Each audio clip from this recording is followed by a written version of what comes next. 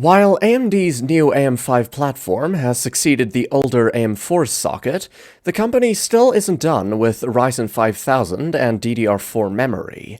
We know how great this combo has been for gaming for years now, and the 5700X3D is no exception to that rule. It's essentially a cheaper and slightly slower clocked 5800X3D, while still being highly dominant for gaming. In this video, I'll be taking a look at this interesting processor and putting together 3 PC builds with it. The first one will be a budget build, which will focus more on a practical and smooth 1080p gaming experience, then a high-end build that will showcase high-end components for the best the 5700X3D has to offer, which will target 4K, ray tracing, and high refresh rates.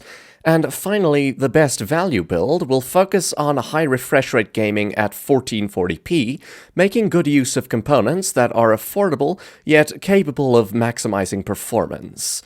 You can check all PC parts and prices in the description.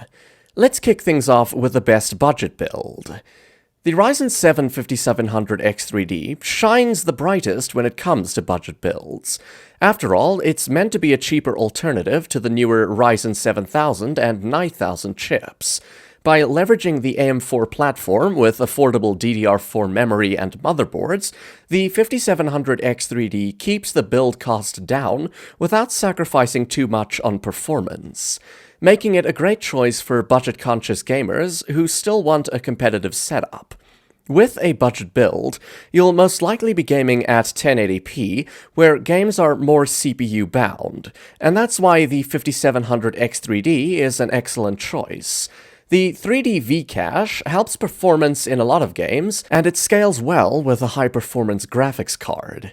For the motherboard, I opted for the Gigabyte B550MK MicroATX, a straightforward and reliable option that covers all the basics without unnecessary frills.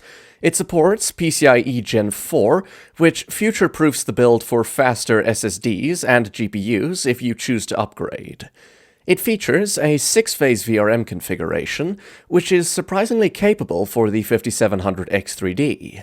The capacitors and chokes used here are of high quality, so reliability is not a problem. It features 2 M2 slots, a USB 3.2 Gen 1, and a single PCIe by 16.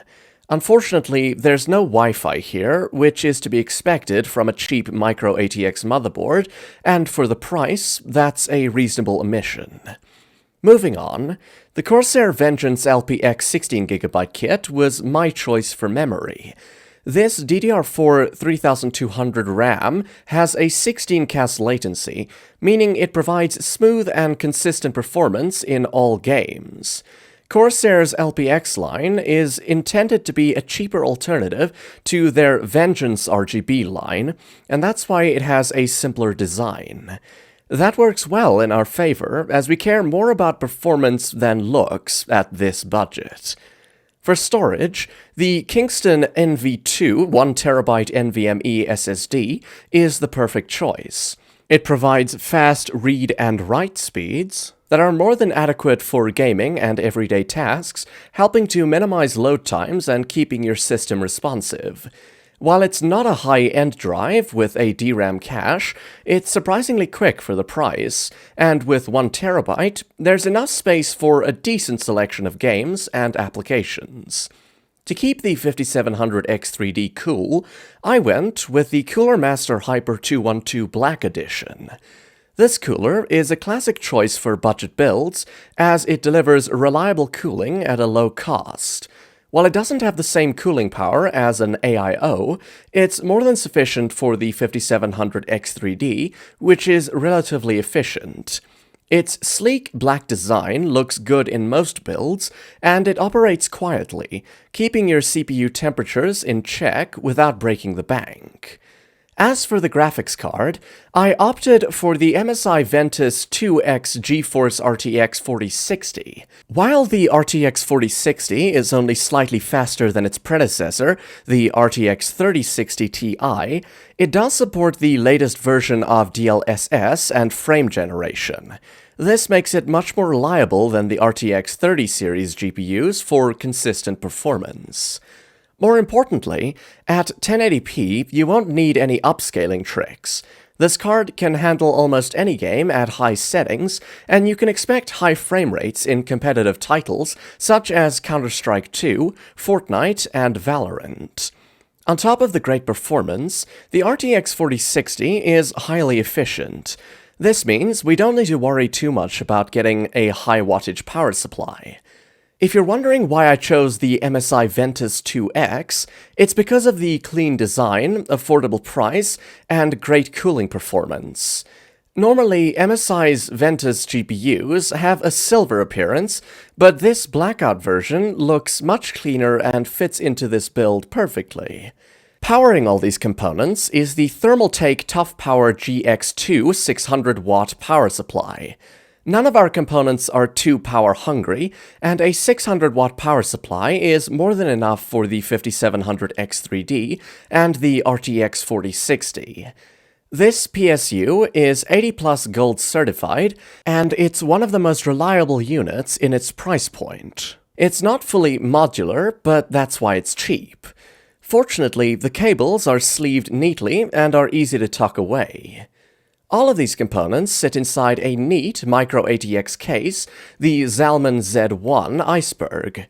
I'm quite fond of this case because of its compact size, swing door side panel with tempered glass, and the 3 pre-installed fans. You're getting all of that for a very cheap price, and the build quality is surprisingly great. On top of that, it's easy to work with because of cable routing holes, and the aesthetic is very sleek. All of these components come together for a very capable PC that costs under $850, delivers a fantastic 1080p gaming experience, and all of the parts are practical and deliver great performance for their price. The 5700X3D works well with the RTX 4060 here, and it's a great gaming combination that doesn't break the bank.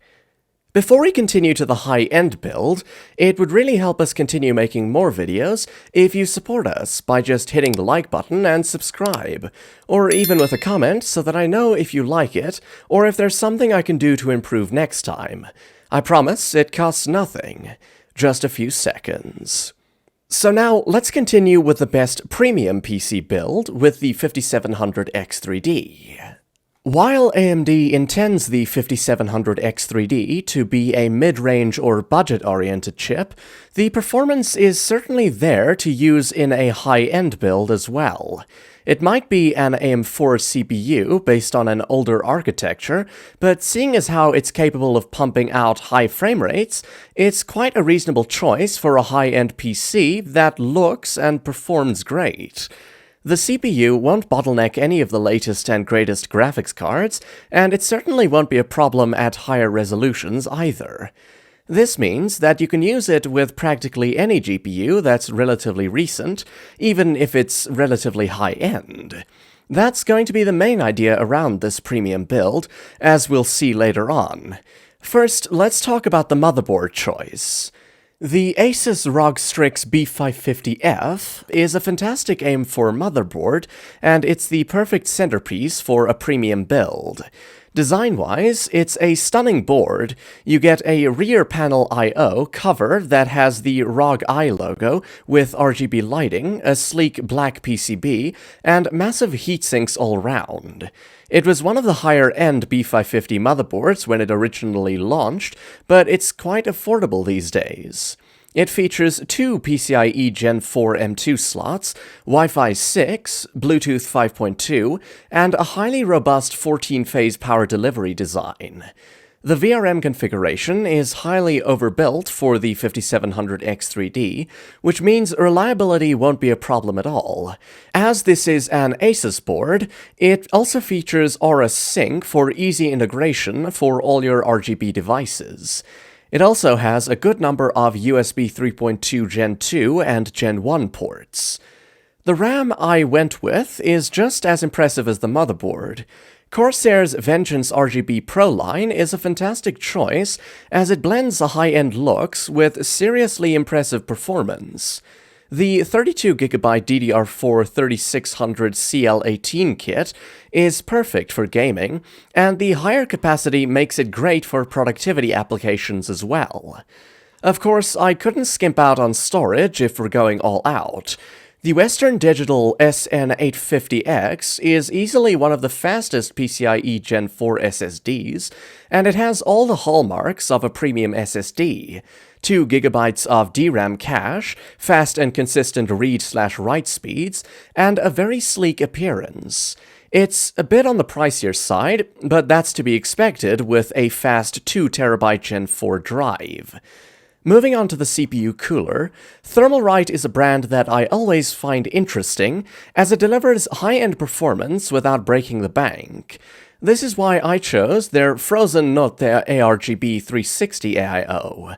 This CPU cooler comes with three 120mm ARGB fans, an infinity mirror design on the CPU pump, and absurd performance for the price. Seriously, such a high-performance CPU cooler shouldn't be this cheap. It looks great, performs great, and allows us to invest some of our savings towards the graphics card. Speaking of which, I decided to go with the RTX 4080 Super for the GPU. Why not a 4090? Well, most people shouldn't be spending nearly $2,000 on a graphics card and pair it with a mid-range CPU, especially considering how much of a better value the RTX 4080 Super represents. It can handle all of your favorite games at 4K with max settings, and the ray tracing performance is also exceptional. The best part is that it supports fancy features like DLAA, DLSS 3.5, frame generation, and the NVENC encoder. It's a fantastic graphics card for gaming, and you'll never have to worry about frame rates if you can afford it. The card features 16GB of VRAM too, so you won't have to worry about it slowing down anytime soon. As for the variant, I chose the Asus TUF version of the 4080 Super. This variant has a large heatsink, tasteful RGB lighting, and a clean design. It's one of the more affordable versions of the 4080 Super, and it looks great in any build. To power this rig, I once again went with the Corsair RM750E. A 750-watt power supply might not sound impressive for a 4080 Super, but the GPU will only pull 250 to 320 watts, depending on the game you're playing. The rest of the components have a very low power draw, so 750 watts is more than enough. Again, the Corsair RM750E is affordable, cheap, and fully modular, so this was an easy choice. All of these components are pretty powerful, so ample airflow is important. This is precisely why I chose the NZXT H6 Flow for the case. It's a gigantic case with plenty of room to work with, and it has a very unique design. This is a dual-chamber tower case, meaning the power supply sits in a separate section behind the motherboard. The design promotes plenty of airflow and keeps things uncrowded for a cleaner aesthetic. It also comes with three 120mm fans. This is one of the most interesting cases NZXT has produced in recent years, and it's not unreasonably priced either. Overall, I really like this unique design as it completes the look of this high-end build. Putting all these pieces of the puzzle together, we have a highly impressive gaming PC that can handle any game you throw at it. The RTX 4080 Super will be able to handle graphically intensive games for years down the line, and the overall look of this PC is fantastic.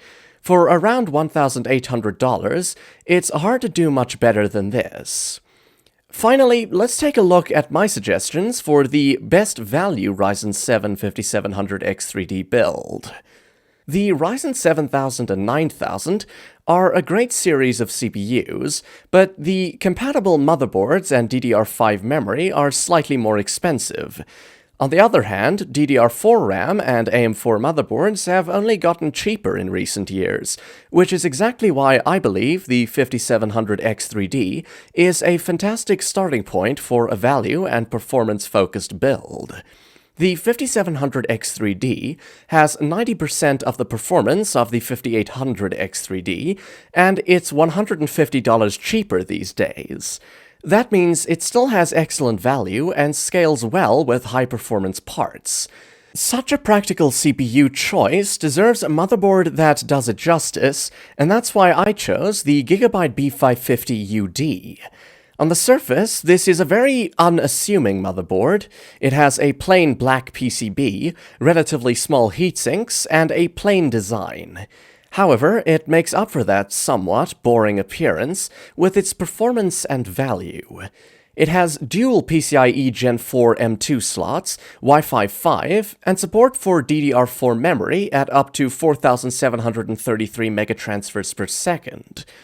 Generally, the ideal speed for DDR4 with Ryzen 5000 is around 3,600 megatransfers per second, so this is a naturally good pairing with the 5700X3D. It also has a 10 plus 3 phase power delivery system, making it highly robust and reliable. While Wi-Fi 5 isn't as low latency as Wi-Fi 6, most motherboards at this price don't have wireless connectivity at all. Opting for Wi-Fi 5 was a clever cost-cutting measure from Gigabyte here, and it's one that I can't fault for much. For the RAM, I opted for the highly reliable Corsair Vengeance LPX 16GB kit. This is a RAM kit clocked at 3,600 megatransfers per second with an 18 CAS latency. It's very fast, and the emission of RGB is what makes it cheaper than other DDR4 kits. This is why this build is so interesting. It allows us to get fast performance cheaply. As you'll see later on, these savings will go towards a very strong GPU. I went the same route for storage as I did with memory, cheap but fast. The Western Digital Black SN770 is one of the best PCIe Gen 4 SSDs on the market, and the 2TB version gives us plenty of capacity for games and other applications.